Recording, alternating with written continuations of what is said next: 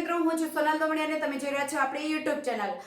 મિત્રો, ટેટ અને ટાટની જ્યારે ભરતી વાત થઈ રહી છે ત્યારે ટેટ અને ટાટનું મેરિટ કઈ રીતે ગણતરી કરવી, મેરિટની પદ્ધતિ જૂની રહેશે કે નવી, મેરિટ કેવી રીતે ગણતરી કરવી, મેરિટમાં અમારું નામ આવશે કે નહીં, આવા ઘણા બધા ક્વેશ્ચન હોય છે.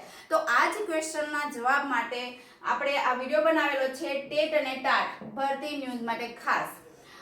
કે મેરિટની ગણતરી કઈ રીતે કરવી. તો મેરિટની ગણતરી કઈ રીતે કરવી એ આપણે જોતા પહેલા હું તમને ખાસ કહી દઉં મિત્રો કે મેરિટની ગણતરી અત્યારે હાલ જો ટેટ અને ટાટ નવી લેવાઈ નથી, જૂની પદ્ધતિ મુજબ જ લેવાયેલી છે, એટલે એની જે મેરિટની ગણતરી છે એ પણ જૂની રીત મુજબ જ થવાની છે. તમે પણ તમારું મેરિટને ચેક કરી જ લેજો.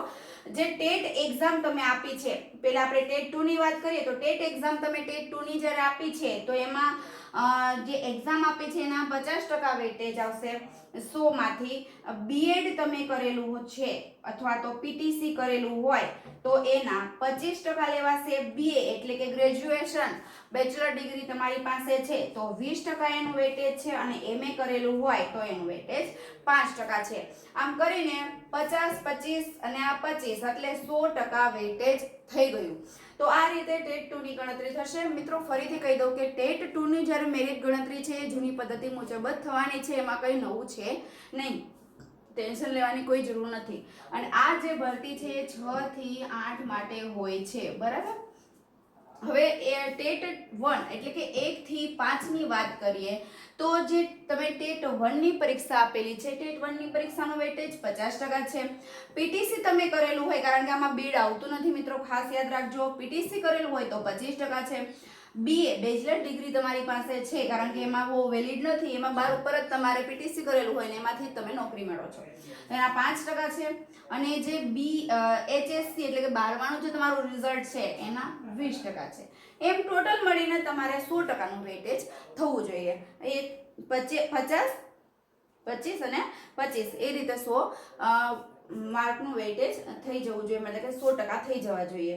તો એ રીતે આપણે ટેન્શન લેવાની જરૂર નથી. ટેટ અને જે ટેટ 1 અને ટેટ 2 છે એમાં જૂની પદ્ધતિ મુજબ જ જે તમારું વેટેજ છે એ રહેશે, અને મેરિટ પણ એ જ રીતે ગણતરી થશે, ભરતી પણ એ જ રીતે થશે.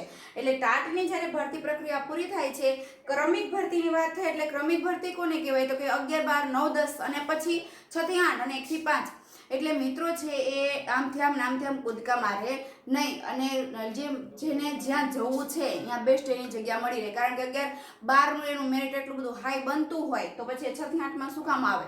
તો એટલે જ સરકાર પહેલા જો ટાટની ભરતી કરે અને પછી ટેટની ભરતી કરશે, એટલે જે આ રેશિયો છે એ જળવાઈ રહે, અને જેને જે હાઈ એજ્યુકેશન વાળા છે એ પછી 11માં જાય, 9, 10માં જાય, અને પછી 6 થી 8માં અને 1 થી 5માં. તો મિત્રો આ રીતે હવે આપણે ટાટની વાત કરીએ. ટેટની વાત થઈ ગઈ, હવે ટાટની વાત કરીએ. તો ટાટમાં જે તમને ખબર હોય તો 2023માં નવી એક્ઝામ લેવેલી છે, તો નવી એક્ઝામ મુજબ જ એની ભરતી થશે.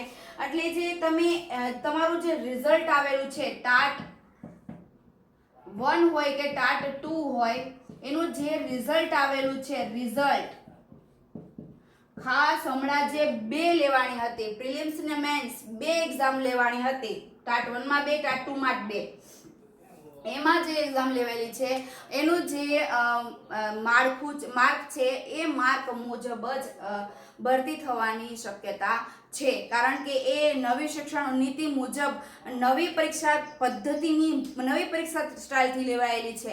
એટલે તમારી જે જૂની ટાટ પાસ કરેલી હશે તો એ મિત્રોનો વારો નહીં આવે. જે હમણાં નવી ટાટ ગઈ છે એમાં તમે પાસ કરેલી હશે તો આજે 7,500 ની ભરતી આવી છે, આમાં તમારો વારો ટાટમાં આવી શકશે. જેવી રીતે 7,500 ની ટાટમાં ભરતી આવેલી છે એવી રીતે ટેટમાં પણ 4,000 થી 5,000 અથવા તો 2,500 થી 3,000 સુધીની ભરતી આવવાની શક્યતા છે. 2 આંકડા કીધું, 2,500 થી 3,000 અથવા તો 4,000 થી 5,000.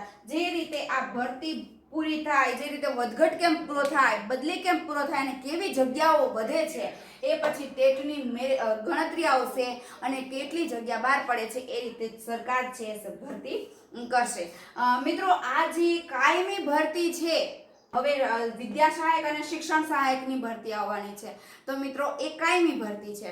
તો એમાં પેલી જે જ્ઞાન સહાયક વાળી છે કોન્ટ્રાક્ટ બેઝ, જેવું છે અને આ કાયમી ભરતી છે. તો જે મિત્રો ગાંધીનગર ગયેલા, એટલું બધું એને શું કહે તપશ્ચર્યા, પહેલા જે ઋષિ મુનિઓ જે તપસ્યા કરતા એ રીતે તપસ્યા કરેલી અને તપસ્યાનું ફળ આટલું બધું બધાને ચાખવા મળશે. તો જે મિત્રો ખરેખર ગાંધીનગર જઈ અને આટલું બધું આંદોલન કર્યું અને જે બધા જે ઉમેદવારો હાઈ લેવલના છે અને તમામને ફાયદો થશે ને, જે મિત્રો ગાંધીનગર ગયા છે એ બધાને મારા હાથ જોડીને પ્રણામ. કારણ કે ગાંધીનગર જઈને આંદોલન કરવું એ સહેલી વાત નથી, એ હું સમજી શકું છું. મિત્રો તમે ગાંધીનગર ગયા અને આટલું બધું તમે રિસ્ક લીધું, ત્યાં જઈ અને આંદોલન કર્યું, એટલે જે એના કહેવાય ને કે તમે કોઈ બીજ વાવ્યું અને આ ફળ છે બધાને મળશે. તો જે મિત્રો ગયા હતા ને એ મિત્રોને ફરીથી મારા સત નમન છે કે આવા મિત્રો છે એ કઈ બી જે અન્યાય થાય છે તો એની સામે આંદોલન કરતા રહે, અને જે આંદોલન કરશો અને એ મિત્રો જે આંદોલન કરે છે બીજા મિત્રોને પણ એમાં જોડાવાની જરૂર છે. કારણ કે સમૂહ જ્યારે ભેગો થાય છે ને વધારે, ત્યારે જે સરકાર ગમે એ હોય એ હલી જાય છે. એટલે આજે મિત્રો ગયા છે, આ બીજા મિત્રોને પણ વિનંતી કે જ્યારે પણ આવો અન્યાય થાય તો એમાં તમે આંદોલનમાં જોડાઓ અને આ મિત્રોનો સાથ આપો. ફરીથી આંદોલન કરવાવાળા તમામ મિત્રોને હાથ જોડીને નમન કરું છું, કારણ કે આ કોઈ નાની સૂની વાત નથી. મિત્રો વિડીયો અહીંયા સુધી જ ગમ્યો હોય તો લાઈક કરો, શેર કરજો મિત્રો સાથે, અને હા નવા હોય તો ચેનલને સબસ્ક્રાઇબ જરૂર કરો.